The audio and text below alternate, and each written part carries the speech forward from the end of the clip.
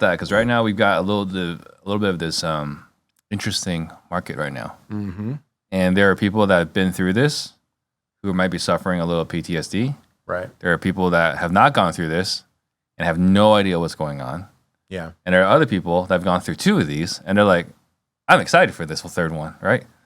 Yeah. So what is your take and what are you doing in this market?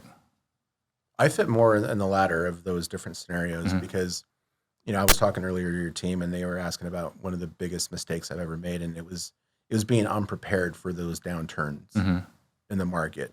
And so part of what the strategies were that we were using at the time when we were buying properties, we were doing the BRRRR approach. So we'd fix it up, turn them into rentals, but then we'd refinance them and take all the cash out that they would give us. Were you calling BRRRRs back then? No, we weren't. Yeah. Yeah, we weren't calling them BRRRRs. I don't know what we called them. All right. Anyway. And then we'd take that money and do another one, right? So all these properties were leveraged to the max, but then we just had like a good model of just acquiring more and more real estate that cash flowed.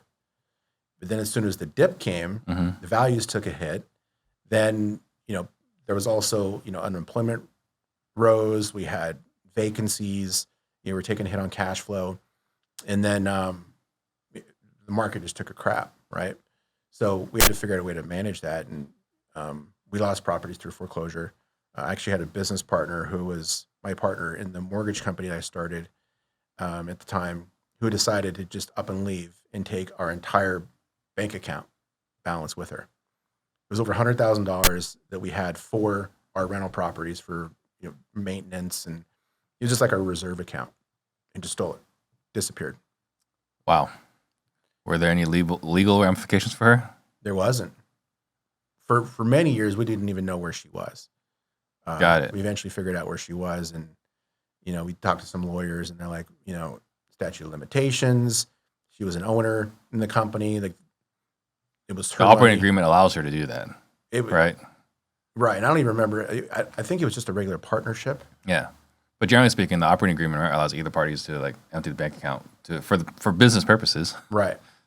So I was stuck with all the mortgages, and that's what I actually had brought to the table because she was one of the women that I met at that mortgage company who, while I was actually at the base, we started this mortgage company like right as I was leaving. Like went right from active duty into like owning a mortgage company. And then we went right into doing all these real estate deals. Yeah. And that was the strategy. And it was working for a long time and we were doing well. And then the downturn came and,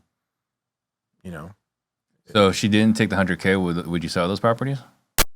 I lost them all through foreclosure. Right. But if she didn't take that, would you still have those properties? I don't know. 'Cause for a long time, I was paying the mortgages out of my own pocket. But I realized I was just feeling the fire.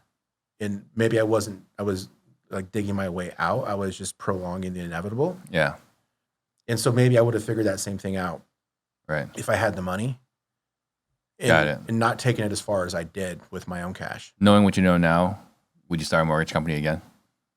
No. I'm asking this question. I don't like the model. It's just, there's so much competition out there now. And then, with the regulation and the rates, and I don't know. I wouldn't. Yeah, we had There's better ways to spend money.